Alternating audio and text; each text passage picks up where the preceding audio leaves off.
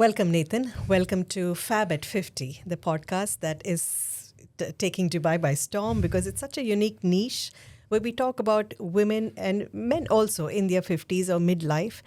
That is the age where everything seems to go wrong or everything is too overwhelming. So let's talk a little bit about, what the problems that people go through in that midlife age. Absolutely. Okay. So starting off, you are a person who comes from a totally different background. Your diet consists of more of meat and dairy and processed food. Mm-hmm. So what is a white guy doing talking to the South Asian community, telling us how to eat our dal, roti, chawal and sabji? And, how does it...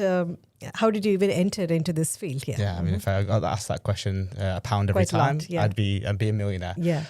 So I guess my story is I started working with the Gujarati community with a friend. He was Gujarati himself, and he said, "Look, Nathan, I've set up a personal training business, and I need some help with the clients." At that point, he didn't tell me who the client was or anything like that. I just was London's best personal trainer. He said, "Do you want to pack up your things and work from a laptop?" I thought that was great. Okay. And then he gave me 50 patels. Ooh, and okay. And I'd never seen saag paneer before. I'd never seen these chevros, gatias. I'd never seen any food like that in my life. And I was like, well, I need to get to know because I need to help these people. Mm-hmm. I've known how to manage food like, salmon and chicken. Yeah, and that's where you come from, yeah, right? That's roast dinner on a Friday, fish and chips, And even the way of cooking is so different, isn't it? It's you just pop everything in the oven and then it's done. I've never seen anybody make a fresh roti before. It's like it was bread out of a And here hovis. you are with 200K followers, helping so many Indians here in the Middle East. Yeah. Get on with their diet, something that they grew up with, and it's something that is alien to you. Yeah.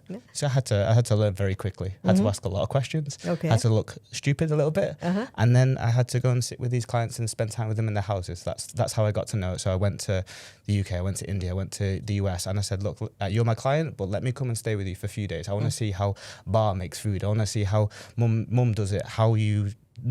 Portion food out. Who's the cultural dynamic? So you had to get into the ingredients of the food, what's going in who's there. The boss of the kitchen? Who's deciding what to be made? Who decides how many portions you should have? And then all of that came into understanding the dynamics of how to then get that unique people into amazing shape. Okay, so that's how you started, and now you're doing so well, right? So we all know the simple math of weight loss. So it's calories in and calories out. And yet, India is one of the largest population of diabetes. And even when people are not visibly overweight, they have these chronic metabolic diseases, So, and we predominantly come from rice and wheat background. So what is missing in this equation? Like, why are so many Indians developing diabetes? I mean, even if they've been given decades of advice on what to eat and what not to eat. Yeah. So it comes down to maybe three things. You've got the genetic factor, which I'll come into the end because I think it's the least important because you can control two parts. Can't do anything about the genetics. Genetics is just what, 5-10%? Yeah, I mean, it's as much as you make it, so it can be extrapolated how much you do the other two. So you can blame your genetics quite a lot if you don't do very much for your lifestyle or your nutrition. Yeah. But I tend to care about things that you can control because I can't do anything about that. You can't do anything about that. So you've got the... And would you say it's about 90% of what you can control?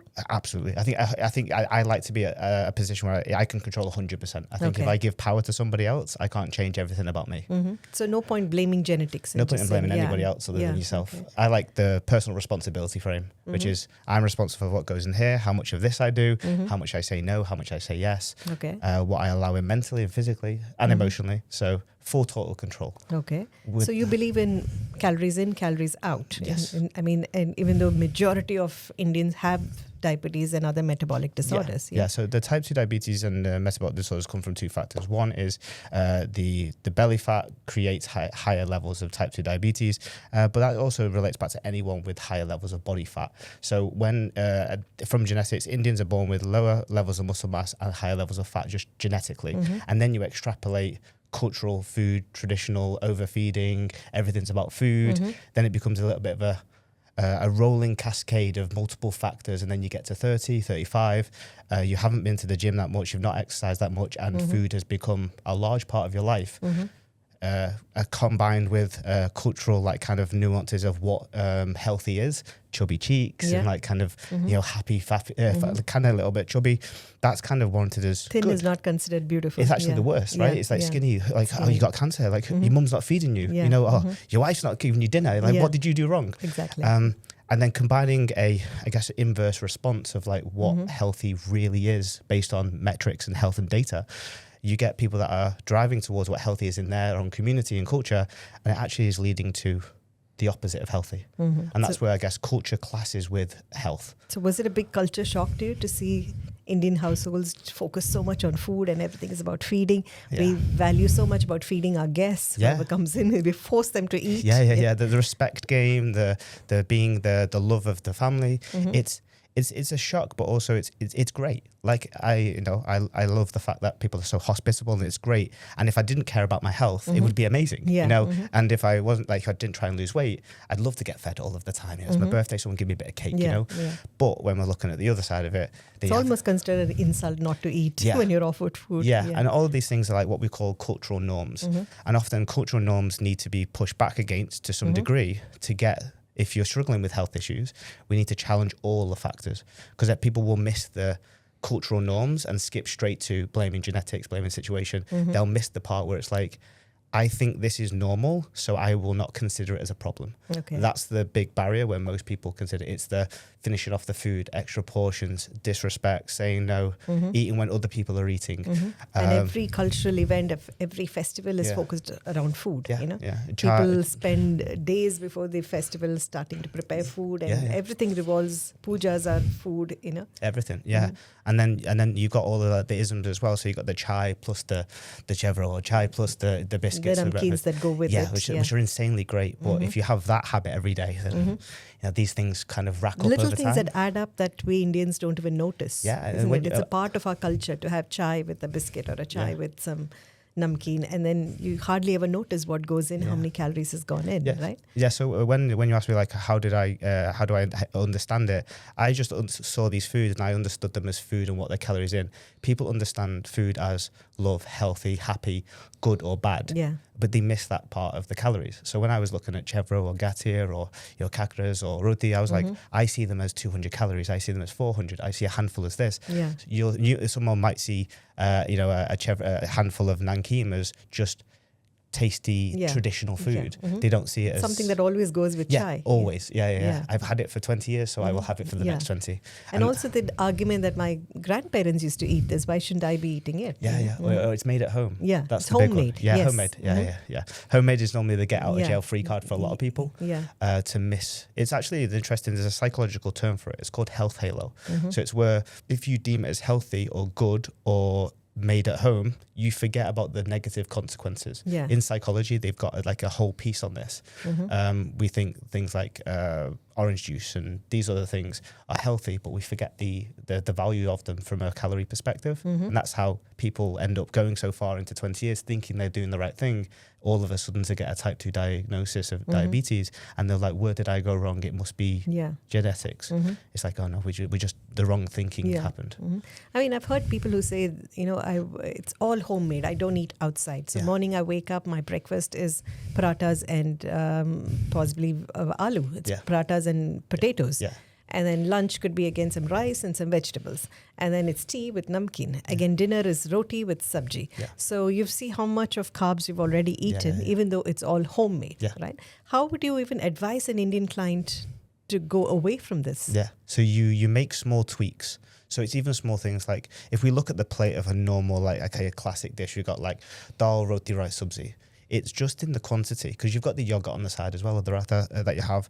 You kind of just navigate the quantities of each one, and then you start making that a lot more protein heavy, a lot more fiber heavy, because normally sabzi is like a little bit of a added extra.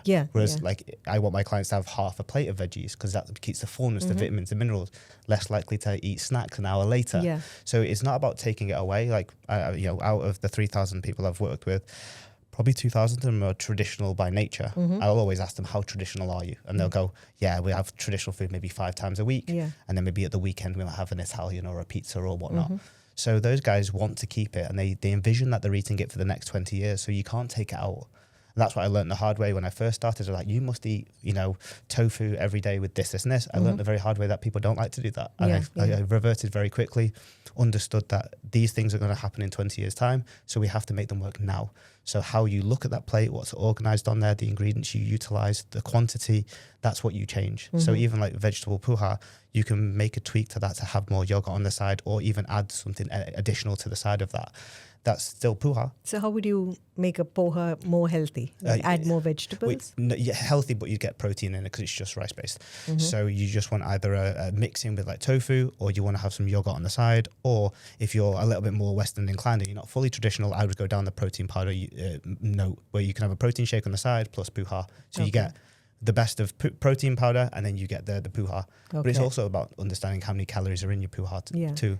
And even in a normal thali, I think you can start eating your salads first, and then have, look at your plate and see how much of the vegetables is there and how much of your roti is there, and adjust the position, adjust the portion control. Right? So it's the thing with the thali dish, and especially when I was in a wedding in Udupi, where we had the banana leaf, right, and it was amazing, and I had the great food, and that was an awesome experience.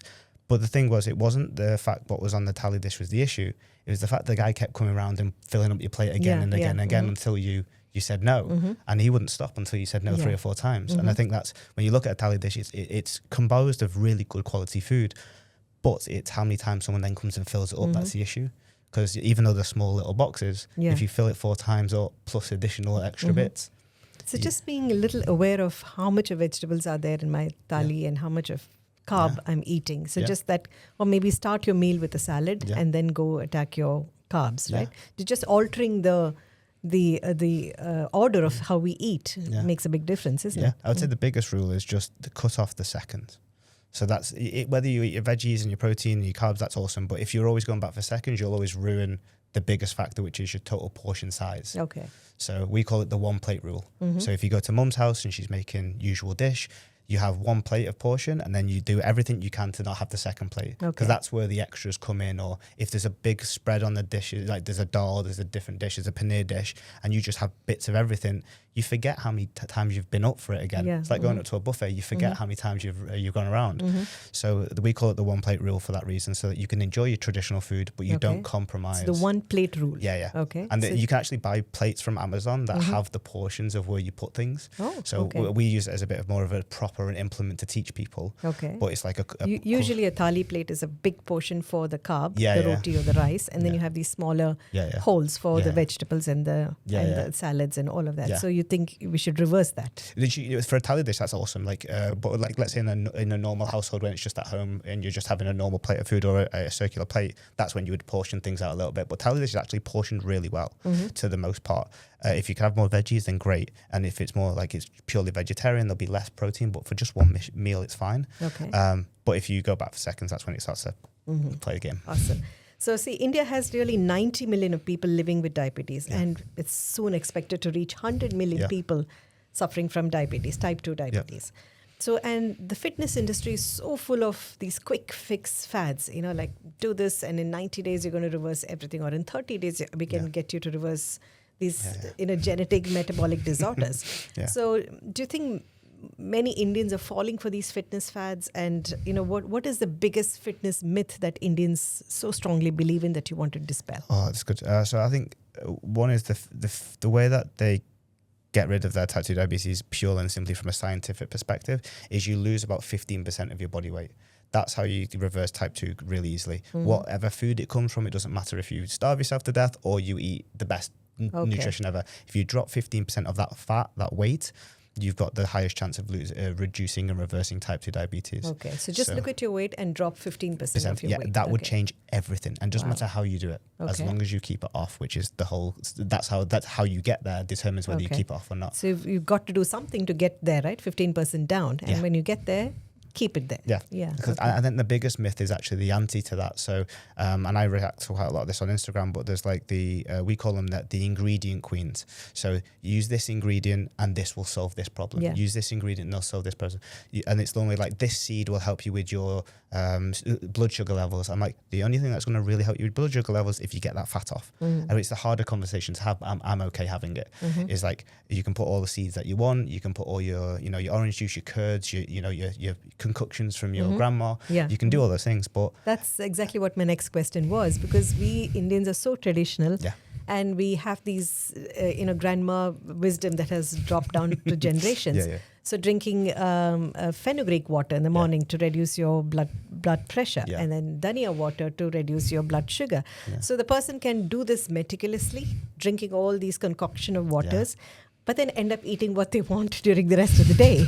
So what is your? I mean, what do you? Yes, what's your take on yeah, this? it's the plaster over a bullet hole example. And actually, I feel sorry for most of these people because they're putting in effort, and that's why they get so discouraged and so disheartened when they don't see the changes being made.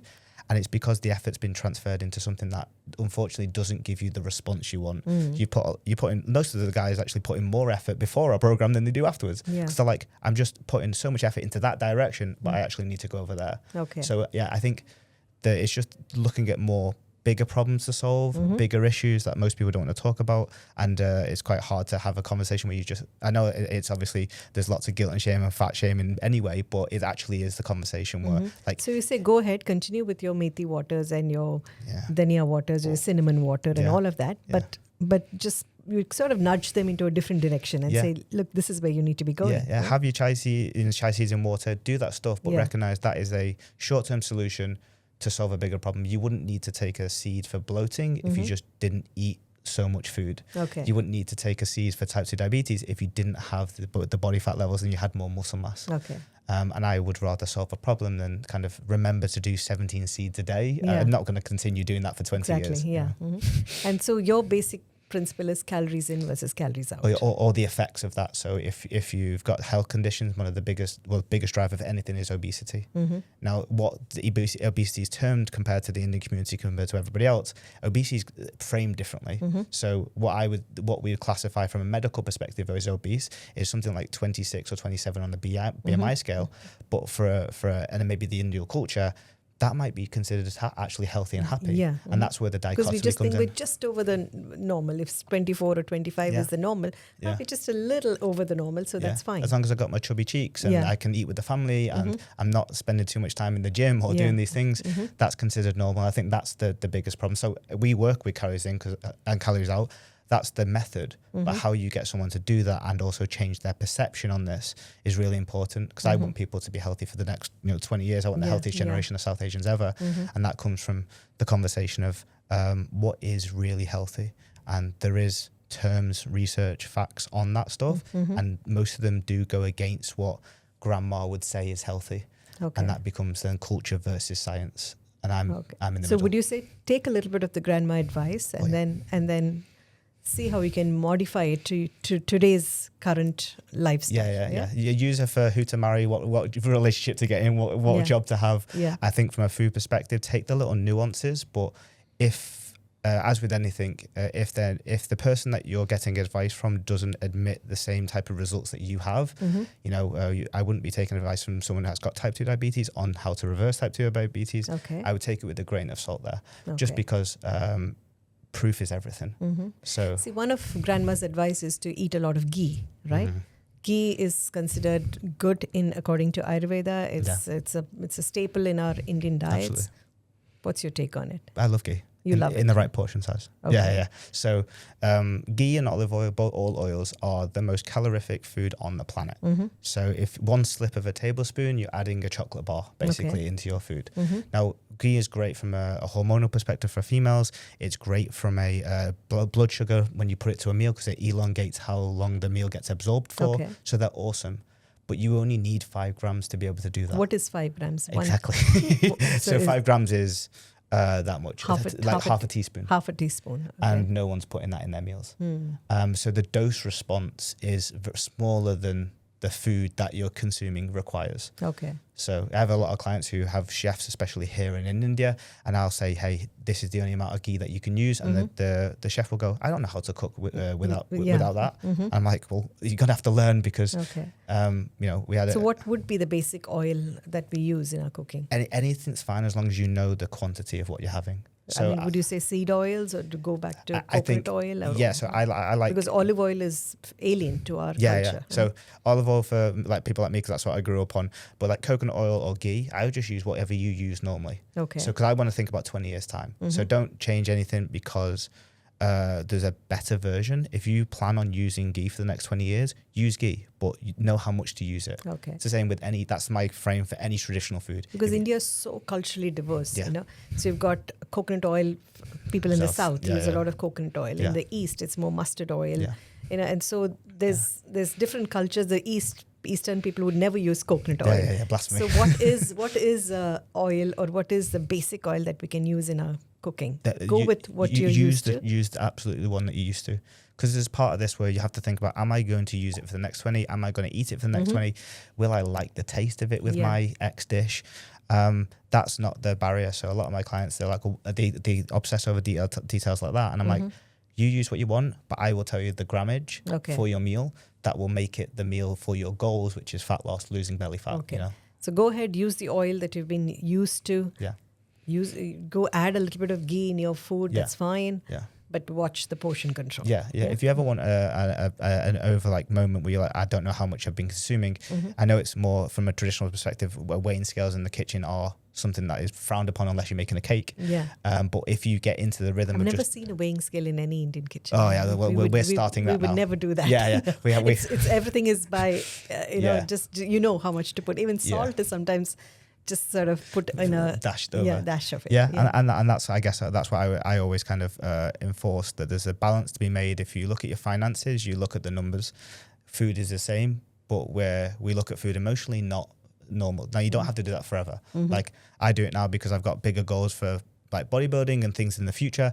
But if you understand it as an education tool, you will be very surprised on how much you utilize. I don't think we've ever looked at food with numbers. No, because it's not, because the opposite of emotion is objectivity. Yeah. And everything we live for Food is is comfort. subjective. Yeah. It shouldn't be, it's not quantified by the amount of calories it's got in. And unfortunately your body is. So therefore we have to balance the two.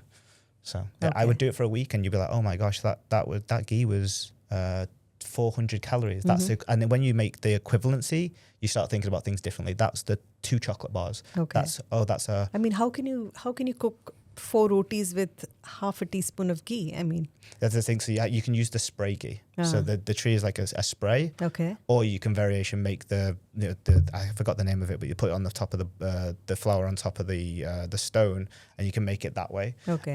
Like a tandoor. Yes. Okay. Yeah, like a tandoor. But like the concept is you have to get a little bit creative when you don't want to spend your food on these things, because you can spend your calorie budget on things like that.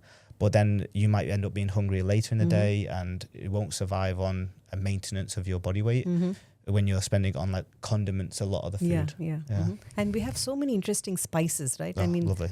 And we could use all of that instead of using the fat itself. Exactly, jeera, cardamom, the garam masalas, which is my personal favorite. You can make really good variations for that to make sure that one is you get the benefits of the spice, which they all have individual variants, but you also make things tasty without then needing like the oil or the sauces. Yeah. A lot of dry things can be great, and you can get creative with using vegetables and tomatoes. Chopped tomatoes, like we always do that as like we'll call it masala base, but like it's tomatoes, onions, garlic, peppers, and then you make like a little base, and then you start adding your garam masalas, your jeeras, and now you've got this base for any dish that you could possibly have. Yeah. And most people need, in their family, they'll probably make 4 or 5 different bases for whatever dish it is. Yeah. And you just need to make 4 or 5 really good ones.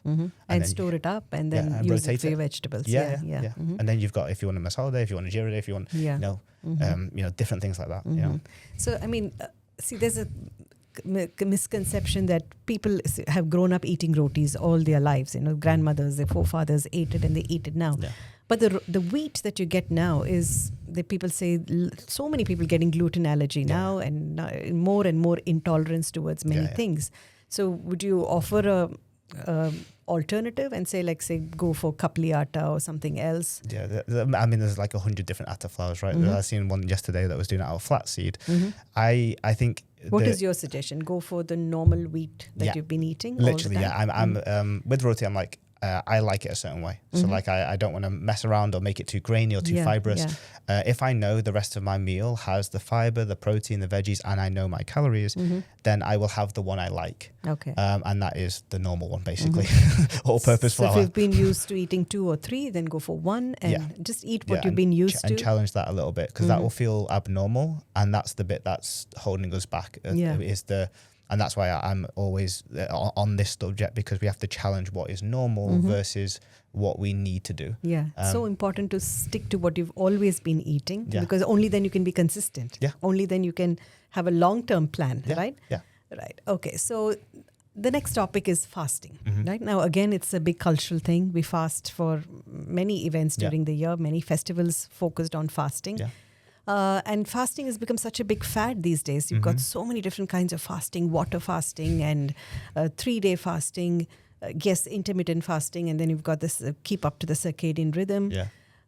So with all these different, anybody who's claims to be healthy is an influencer these days, you know. Yeah, so we all are the same. Who do you listen to, and what is your take on this fasting aspect? Yeah, so the fasting, I guess, from a religious perspective, like a lot of our clients are Jain and Swaminarayan, so they do like Ekadashi. Yeah. So where there's a specific amount of what foods that they can have and what they can't have. So those days I would just classify as like a normal day. You just need to know what food you're having. You know, so fasting is good. Yeah, for if you're doing it from a religious perspective, like you have to deal with it if you're going to do it. Your grandma calls you, it's like Ekadashi today, let's do it. You just have to know most of the stuff around Ekadashi is like there's a heavier meal in the evening, and most people make the mistakes around what they do between the meals. They'll have a lot of the nuts and the seeds and the little extra bites of stuff, and that's where they rack up their food intake over that time. But from a fasting perspective overall, the benefits purely or mostly mentally for people, because you have a cutoff point of when you should eat and when you shouldn't eat. Some people, especially let's say you've been fasting the whole day and then you're about to break your fast. Yeah. I mean, you'll be in two camps. You'll be in the camp where you use it as an opportunity to overconsume because you've been not having food all day. But if you have, so when you say calorie in, calorie out, so if I'm fasting the whole day, then at 6 o'clock after sunset I'm eating. So I'm still allowed my 2,000 calories, isn't it? Yeah. So do you say you shouldn't rush in to eat that 2,000 in one go? Yeah, I mean, I wouldn't be. I would think you get quite a lot of indigestion and bloating from that. So, like, same as where that Ramadan's happening right now, right? Like, you've got suhoor and then you've got, iftar. It's separating it over time just allows digestion to be a little bit better. But the benefits to the body. It's hard to eat one roti after you've been fasting the whole day. And that's the part. That's why I don't recommend fasting for my clients, because it requires a lot of self-control. Yeah. And when the switch is on, so you're diligent, I can't eat. You know, my plan says I can't. I'm fasting. I can't until clock strikes whatever time it is, and then the demons come out and you have a bite of something and it starts to roll and roll. And within the community, hunger is a very interesting topic where it's almost feared. Within the community, so having something where it imposes a large amount of hunger on you, it can be quite difficult to maintain, because people don't like to be hungry. You know, it's seen as a bad thing, right? It is, yeah. We want to avoid being hungry as much as possible. So what would you suggest? Like, just stick with the 12-hour, go with the circadian rhythm, eat your dinner a bit early, and then don't eat anything till the next day morning. It depends on the goal. So if the goal is from like a fat loss or perspective, you want to do something that you can stay consistent with that doesn't involve overeating or consuming. I still like the normal pattern of breakfast, lunch, dinner, and a snack close to bed. Most people sit over a snack close to bed. Yeah, because over here or at most places, everyone sits and relaxes from maybe 8 till 10 o'clock. Okay, that's when you start. So my late night snack is good, you're saying? Yeah, because sign me up to your thing. Because most people, if they were honest with themselves, snack anyway there. Okay. On a good day, they'll stop at 6. Okay, you know, they'll do this Slavic diet and they'll say at 6 it finish, because the Bollywood guys are doing it now, 6 o'clock finish. But realistically, if you looked over a 30-day period, how many of those days did you then go and have a little bite of something, a snack of something? Yeah. Oh, we're having popcorn, you know, someone's made something. Over a 30-day period. Leftover bit of the dinner. Yeah, a little sweet after the dinner, you know what I mean? They're like, a little bit of namkeen, it just fell in my mouth somewhere. Yeah, it just fell. Namkeen's always fall into your mouth. Yeah. It's like you walk around the kitchen with your mouth open. So that's, but if we're honest with ourselves over a 30-day period, that will happen 20. So I would prefer to prevent slippage with Okay. my clients. So, I'm So like, look, what is, late night snack, you would say? What can someone I eat? made someone's plan yesterday, so I said something like have something protein based. So he's in America, so he's open with like protein bars. He's fine with that. So he's got protein bars and namkeen. So he's got a little bit of a crunch, and he's got his protein alongside it. Or some Okay. people will have another chai and have another bit of chevro or gatia. Or if you're not that traditional, it might be something more like yogurt, berries, something like a little bit of crunch and protein based. Cottage cheese or Yeah, don't go for biscuits and yeah. sweets. Like that's it. one of my other clients have it. His is Parley G at the moment. So he's seen one of my videos to sign up, and then it was like 12 Parley G biscuits will be his snack allowance. So he has chai in the evening every night with 12 Parley G biscuits. 12 Parle G Yeah, biscuits in a day. No, just in a snack in the evening. So they're really low calorie. Really? The 12 of them are like 300 calories, which is if you have What the about rest. the sugar in it? I mean, if his rest of his meals have been for the rest of the day, have been So great. is this how you prescribe diets? 12 Parle G But biscuits and for chai late is nights? the key. Yeah, Wow, no. So that's okay. one of his options. It's not the most nutritious, but is he going to stay close to his diet across the day, across the week, across the month? If he's got something to look forward to at the end of the day, because diets are not just about the physical. It's about how do I get you to follow it Okay. more closely? Sometimes you need a reward, and instead of rewarding yourself with the chai, So and for all the biscuits, you think Parle G is a good biscuit it's to just eat? sugar. So it's not I wouldn't say it's the best biscuit, but it's lower calorie because it's just sugar. Okay. And he likes it and loves it because that's his pastime from his childhood. Okay. So I use that as a motivation to get him to follow So tell his me diet about for the rest of the day. this normal diet. Like what does this person eat? Wakes up, has his tea in the morning? So he'll have tea, and then he'll have something about between 300 to 400 So there's something calories. that goes with the tea in the morning? No, but that's the reward he gets at the end now. Okay. Because we like to kind of put you in a situation where you earn the right to have the things that you Okay. like. Because so if tea you give with milk, okay? tea with milk, normal milk, Okay. one sugar, One sugar Yeah, yeah. in the morning. Yeah. Okay. So you'll have that. So what is the goal of this person? How much Lose is weight. So he wants to lose 25 kilos. 25 Yeah, kilos.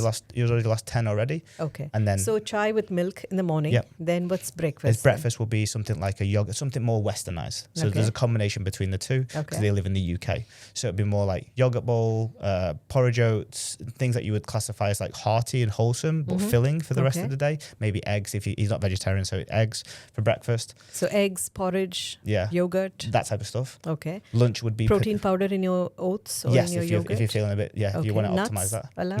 No. No That's nuts. where the higher calories come in. So Okay. it's a 300 to 400 calorie breakfast. Okay. Majority So just from oats, yogurt, Yeah. and if it's an Indian breakfast, what then would we're you- going for like something like you can have dosa sambar. If you've got the time to make it, it'll be Yeah. dosa sambar, it'll be Okay. upma, puha Okay. with some So protein derivatives. doesn't dosa or idli spike your glycemic index No, up? it does, but it's not important when you prepare it with a protein sauce and a Okay. fiber sauce. It elongates that. Okay. So So- sambar is a good Yeah. protein source. Yeah. Okay. No, so if you heavily put the lentils in sambar, it makes it a good protein source, and the yogurt too. Okay. So stick to your traditional. Yeah. If you're eating dosa and idli, go for it. Yeah, but most importantly, Eat how many? One dosa? But the thing is, he knows how many he can have based on his calories. Okay. So we've worked that out for him. So Okay. there's no like one or two or this. It's the amount of flour that he needs or rice to make the Okay. dosa. So dosa, idli, sambar, oats, Yeah. yogurt, all Yeah. these recommended for Yeah. breakfast. Yeah. Yeah. And then would be do you give a 11 a.m. snack? No. No. So that's the thing. We've got to spend our food wisely. So we have to break some habits and we have to Yeah. keep some of them in. So if you have breakfast at 8, you can definitely make it till 11 or 12 without something. It's Okay. not world's not going to end. Yeah. So 12 o'clock, again, you recommend. And then he'll be his is paneer or tofu and some rice and sabzi, that type of stuff. Okay. So it's a salad, it's some sabji. And a carb. Yeah. Carb. And a little bit of carb in that portion Yeah. control. Yeah, yeah. Okay. Then a 4 p.m. another chai. No, so he'll have a chai, yeah, but that'll be just the show. No additional extras with it. Okay. Then Yeah. dinner is. Then your usuals, your tofus, your curry, masala based. So you're not recommending no carbs for dinner or anything. No, eat anything as, but you as want. long as you know the calories, as long as you know that Okay. what you're having, like carbs are less important than calories, and this blood sugar stuff, it almost is less important than losing the weight. You'll Okay. have best, like I could eat 300 grams of carbs a day and have really good blood sugar because I'm not overweight, and that we test our clients' blood sugars all the time, and we hardly ever drop their food carbs out completely, traditional food, and their blood sugar is better now than it was when they were on the diet when it was low carb because they've lost 20 kilos. So you get a lot more fortunate kind of Okay. health And when. at night you give them another chai. What are the other late night snacks that people So can have? either westernized stuff, it could be another like yogurt bowl, another protein packed variation, or it can be your traditional, snacks and stuff. But it's person dependent. If they've got things that they like popcorn, we throw that in and make sure With they know less how. salt or something. Yeah, well, they know. How many kernels they need to make, and they will make it in the pan. Okay. So this is the guy you need to sign up for. He gives you, how many did you say? 12? 12 apologies. 12 Parle-G biscuits for a late night snack with chai. Yeah. Right? So, and people can lose 25 kilos in. Yeah. So it's basically you decide the number of calories and then you work it out throughout the day. Yeah. Okay. Because I don't have any like emotional connection to the food, I see it as the numbers that guarantee everything. So when I break puha down or dosa down, I can break it down into the amount that you need to lose weight. You just have to be able to be comfortable with having that amount of dosa. The Would you recommend this diet to a person with diabetes? Yeah, I mean, it would lose their diabetes very quickly if they were going to, type 2 anyway. If they follow that and it was the right amount of calories, they exercised, they lost 15% of their body weight. So out of all of this, how much is the exercise? Like an hour of weight training? It'd be 3 times a week. So in a day, would you say? No, so 3 times a week would only train, and then he would just be walking for the rest of it. That's all he does. So an hour of weight training? Yeah, 3 times a week, yeah. Okay. Yeah. All right. So that's about an Indian diet, meal plan for the whole day. So we often hear these influencers, they compare food by protein percentages. Yes. You've got people saying, chicken is about 30% of protein, and then beef is 26%, eggs are, 13% or something. And then they say, hey, there's spirulina, which is 70% of protein. Yeah. So how about you having a glass of spirulina drink every day? But that's not sustainable, isn't it? So, I mean, you sort of dismiss all of that and you encourage people to stick to their native cultural diet rather than bringing in all these fad food fancies into their diets, isn't it? So you sort of focus more on sustainable diet practices rather than going in for just because it has more protein. Yeah. I mean, if someone asked me to eat something terrible for 20 years, or it's like putting pins in my eyes, I'd hate it. I've gained my weight and lost my weight so many times over a 10-year period that I just don't want people to do that too. So anything that we can do to not create this rubber band effect where it just goes back to the beginning, I'm all for it. So I tend to rarely go with these more people know more nutrition facts than I do, but I know people better than they do. So even if you get the spirulinas or this percentage of this or this seed has this in, I'm like, I deal with the person in front of me who's needs to know how to do this forever. Okay. And that's where the behavior change comes in, and we can ignore the percentages of spirulina, because if I ask you to drink a green thing of algae water for the next 20 years, it's why people aren't even consistent with the blood pressure medication, let alone with the spirulina that they have to chug down like that. It's just it's not gonna happen. What's your take on chia seeds and flax seeds and quinoa, which is pretty alien to an Indian cultural diet? Yeah, I think chia seeds are making a resurgence, especially a lot of people throwing them in their overnight oats or their water or their smoothies now they're kind of getting healthy. They're awesome. They are great in terms of fiber content. I always like to kind of push back on them a little bit because people use them a bit too heavily to justify their healthy stuff, and they will throw them in everything. Yeah, they still have calories. People just don't know what they are. So from a fiber perspective, it's awesome. But it's another.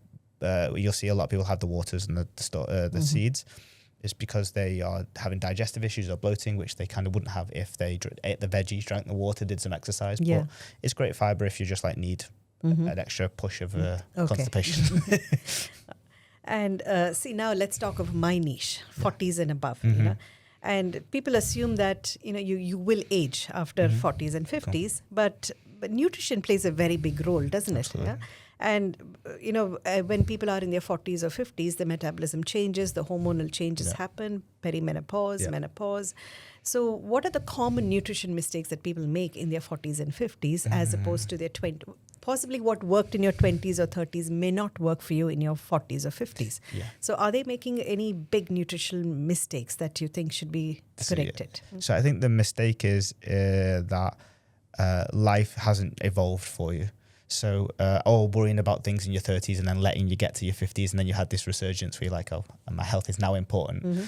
A lot of people have the issue of circumstances start to snowball. So in your 30s, you probably have children. In your 40s, you kind of get the house back and the kids move out and stuff like that. And then socializing, retirement, all these things become into a large part of play of how you engage socially, your lifestyle, how you eat, how you navigate things. The biggest misconception is that things slow down for you for your ability to get results. They don't if you believe that. So if most people use it as a front to say, actually, my age is stopping me. I'm 50 now, it's stopping me. It doesn't stop everybody. It only stops people who believe it's stopping them. So the construct here is to almost figure out what has changed in your lifestyle over 30s, 40s, and 50s and tackle it on the head. Most people have just practiced things for 20 years now. They're a bit more stubborn. In their 30s, they got... It's hard to let go of bad habits. Yeah, and they're almost like, I'm nearly 60, like, let me live. And there's this... If not now, then when? Yeah, there's this moment where it's like, it's conflict. It's, I need to get my health better, but I've just got my life into a position where I can enjoy things better. And now they go opposite. It's like coming to Dubai and starting a diet. It would never happen. You know, there's a reason why everyone comes to Dubai and you get the Dubai stone, because there's not a conflict. It's, I've come to a new country I want to enjoy. Coming here and trying to start a diet and be restrictive are opposites. Yeah. So I think there's a big part where a lot of people over their 30s and 40s and 50s get to a point where they practice something for 20 years, 25 years, and then they like it. They enjoy life. You know, there's a glass of wine here, there's a social event on a Thursday, there's a lunch out, and to then say, hey, we need to cut back your calories and maybe don't stop having that snack, it's harder to navigate that. Okay. So they say, see, as you get older, you lose about 3 to 8% of your muscle mass, right? And, you know, and it actually, muscle mass, the loss accelerates after you're 50, right? So would you say, like, how much of, I mean, with so much talk of protein for healthy aging, how much of protein should somebody in their 50s be consuming? So to be able to have the muscle tissue, we need 2 things instead of just one. So protein, it should be your body weight in pounds, that in grams. But you won't know that if you don't weigh your food or track things, so you need to do that first. Otherwise, the number's pointless. So track your food. Everything that goes into your mouth needs to be tracked. Just 7 days, and you'll get a rude awakening of where you're at. Because if you're at 20 grams of protein and you need 113, you are choosing to lose muscle. That's a choice now. Yeah. And if you're not weight training, you're choosing to accelerate that further. So most people in their 50s, maybe especially from the community, may have got into health and fitness when they were like 30. After college or university, they then they give up. And they give up. I'm not motivated. I don't like the gym. Whatever the reason is. Life happens, kids and all of that. Yeah. So then, but then they suffer the consequences. And then at 40, the muscle mass goes down, and then they don't get back into the gym. They don't get to do these things. And then before you know it, their muscle is going off because of their age, but it's also going off because they're not active. So if you want to gracefully age better and have less consequences, that muscle mass and that training has to be there alongside the protein. Because you can have loads of protein but no activity, and you're still going to have osteomyelitis, osteoporosis. You know, unfortunately, it's just like the morbid conversation. But like, you need those 2 things. It's not. It's actually not in the community. It's up for discussion. Yeah. But in the research and health wise, it's not up for discussion. Okay. Need to be research. You need to be lifting weights to get stronger because you're going in the opposite direction. Unfortunately, that's the uncomfortable just truth. Walking is not enough. Lift weights. Yeah. Lift weights. Like Pilates is not enough. Like you know, Bikram yoga is not enough. You need something that is going to stress the muscle so it grows more. Okay. Because you're going this way, we need to at least stop it going that fast. Most people, if they start resistance training in their 50s, can stop that slow down decline by like 10 years. If we would have started at 30, then you'd have a better chance of reducing that overall. But it's never too late. Never too late. Never too late. And what's your take on GLPs? So that's a good question. I mean, why would anybody go through so much of torture of measuring every bit of food that they eat? Yeah. Ozempic, there's the answer. Exactly. Mounjaro, there's the answer, right? And we're at a point now in the swing of the cycle where now I'm getting clients after they've been on Mounjaro and Ozempic. So now we're seeing the full spectrum. We've got people who've done it in secret for, not me personally, but people have done it in secretly for 3 years. And now secretly taking Ozempic. Yeah, they haven't told anybody. That maybe they got prescribed by the doctor in India when it was first out, you know, hush hush, didn't tell the family members, just miraculously lost weight. Now they're coming back to me because during that 3 years, people assume that you can take Ozempic and then you don't have to continue taking it. Once you lose the weight, you think it's going to stay. I'm good. I will be okay. No one's good. When your hunger goes from 0 to 100 or 150 now %. So when you stop Ozempic, then your hunger goes back up. But you've learned nothing along the way. So the guys that I see who took Ozempic, Mounjaro, they didn't learn anything. It was like, when I took Mounjaro, I learned how to schedule my meal structure. I got more disciplined, more restricted. I learned how to make a routine and understand food. They learned nothing. They just didn't eat. So then when they come out of that, they just go back to the old habits and then they gain the weight back. So like, I love it if if you and also understand the concepts. possibly they haven't been having a healthy, balanced meal while they were Oh, yeah. on Yeah, no, Manjaro and they eat Ozempic. people eat like children because you've got no hunger. So Yeah. you'll have a pack of crisp or you'll have a chai with biscuits Yeah. because you can't stomach a full meal. So you haven't got the nutrients that you're supposed to get. You got nothing. And then they say the Ozempic stops waste muscle and it gives you vitamin deficiencies. You gave yourself that by not eating. Yeah. The So you've got to weight train more when you're on Ozempic and Manjaro. Yeah, and eat your protein. Yeah. Like I know the guys I'm working with now who are doing it at the same time as losing weight because they have been on it previously. We have to force them to get the protein in. Otherwise, what are we doing this for? We don't want to lose muscle at the same time. You don't want to be like a skinny rake at the end of this. Yeah. You lose a lot of function based on that too. It's hard for you as a nutritionist to, break what's happening, the fads that are there in the industry now, and, and educate people. I think you've got to roll with the punches, see both sides, and then most importantly, you just have to deal with the person in front of you.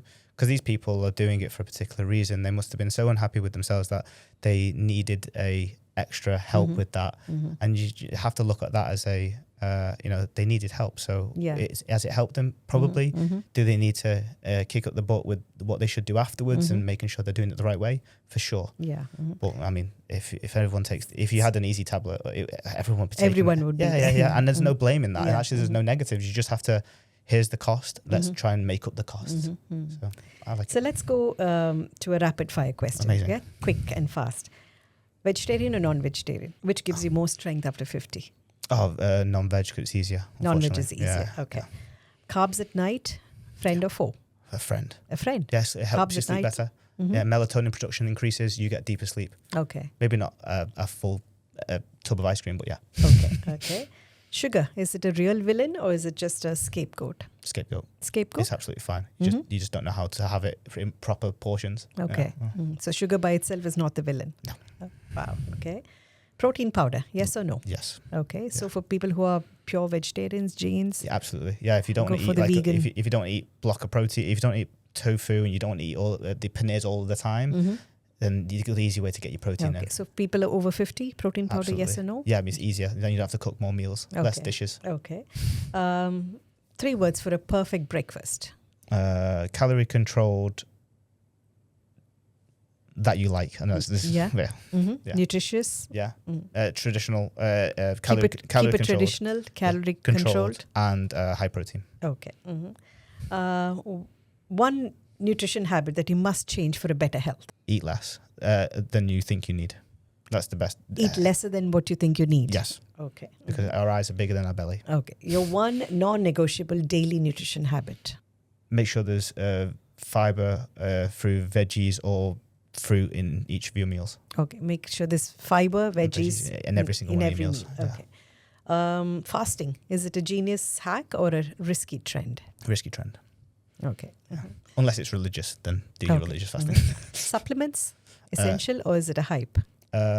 It's essential if you're not great with your nutrition, but they can be utilized only when you've got problems as well. Okay. So they're a middle ground. Coffee or tea? Coffee and tea. Is it a friend or an enemy? A friend. It's a friend. Coffee is appetite suppressant. Tea is love and joy. So love and joy. Tea is love and joy. Yes. Who doesn't love a good kadak chai? Yeah. Snacking, is it smart or is it silently sabotaging your health? It's the biggest silent killer. It's the biggest silent killer, snacking. Yeah. Awesome. It's where all your calories go. Awesome.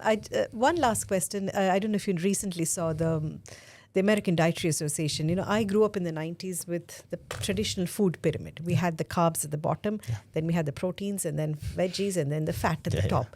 Now they've reversed the food pyramid where protein is the king now, and then fat is the queen. And processed food and carbs have been relegated to the back, So, I mean, in reversing this food pyramid, how does it work for an Indian diet? Do you think the Indian government should come up with its own food pyramid, which caters to a traditional Indian diet? Or can we still follow what the West is prescribing? Yeah, I mean, the new one, we use the same principles as the new one. We've been using them for decades as coaches because we've read the research. I think it would just, if the Indian government wanted to change it, they'd have to just change a lot of cultural thoughts around it, right? And that's the barrier is not what to prescribe, it's how you think about it. And if they did a lot of education about it, and obviously there's lots of Instagram stuff now and YouTube and stuff, but if they actually took it seriously and they looked at educating people about the protein sources that they can have as veggies or Jane or whatnot, you could make these next generation of people that are 10, 15, 20 years old, make them way healthier. So when you've looked at the traditional Indian grains, ragi, is that a big source of protein? No, like no grain is a protein source. Really? Okay. Yeah, it is. I mean, substituting your white rice for, say, brown rice or red rice or black rice. Or basmati is always on the top in the oven for most of our clients. You have that, and then you have a proper protein source. That's another myth within the community. Just because it's got protein in doesn't mean that it's a protein source. So quinoa, peanuts, nuts, or lentils are a little bit different because they are more of a cultural staple, but the rest of them, they have protein, not are high protein. So they will not give you any benefit. So there's no need to change your basic cereal to, if you've been used to eating basmati rice, don't change it to ragi or quinoa. Quinoa is so alien to us. I hate quinoa. It tastes horrible. Yeah, I mean, think about if you just focused on having complete protein sources, your tofus, your paneers, your dals, with some yogurt on the side, the dals need something like that. Your tempehs, your other things, the soy-based stuff. If you just have those as your protein sources, plus the yogurts and whatnot, you will then have more freedom to not make all these voodoo variations of pseudo protein sources, and you won't think that you're doing a really good job when it's not making any benefit. So we need those big protein sources in to get the results. Because a lot of people do add the quinoa, the buckwheats, the things like I'm doing a good job. It's like, it's not, the health says so. So stick to your traditional food, eat what you've been eating, go for everything, have your chai with milk. There's no need to change your lifestyle, but just be aware of the numbers. See what you're eating and be conscious of how much of protein and how much of fat is there in your diet. I mean, clients got two choices. You can have your traditional food, but you got to know the numbers. Or if you don't want to prepare to know the numbers about your traditional food, you have to cut things out and start saying no to things. And I know which one I would rather do for the next 20 years. It just sucks to have to take food from an emotion to being numbers. But once you do it, then you get the best of both worlds, because you can have your dose of sambar and enjoy breakfast. But you know it's going to help you get fat loss or get you your results. So actually, there's a double validation in that. It's my favorite thing. Plus, I know it's great for me. And I've got the proof to show it in the way that I look. Awesome. Amazing conversation. So much we learned. So many myths that have been debunked, So, I mean, we just have to remember that health after 50 isn't about chasing any latest superfood or latest nutrition fad. It's just about practical choices that we should adopt in our everyday lives, and eating food that gives you enough protein, a wholesome, balanced food, and just paying attention to how your energy levels are, paying attention to if you're working out 3 times a week, if you're getting some movement going every day of the week, And actually science shows that 60% of adults over 50, they deal with chronic inflammation, fatigue, metabolic issues. And yet the solutions are so simple, right? They don't need to be complicated, or you don't need to worry too much about it. Go back to the basics and understand the basics as much as you can. The solution is right there, isn't it? And these are the habits that will actually work for you sustainably in a long term. And it's also something that is based on your culture, right? Something that we all grew up with. So whether it's your morning breakfast or it's your lunch or your dinner, watch the protein. There's no need to change the carbs drastically. Eat what you've been eating. Just be conscious of the numbers. Go ahead and have that little snack. That's what you're saying. Go ahead for it. If that satiates you, go for it. Because if you didn't eat that, you'll probably end up eating more junk. If you just had that little packet of chivda or something, then you're satiated. And so, thank you so much for joining me. Aging is inevitable, but you have the option of changing if you feel tired, inflamed, or if you feel overweight. And all these chronic diseases that we assume is genetic can actually be reversed. Thank you so much. Thank you, Shekhar. Thank you. Lovely.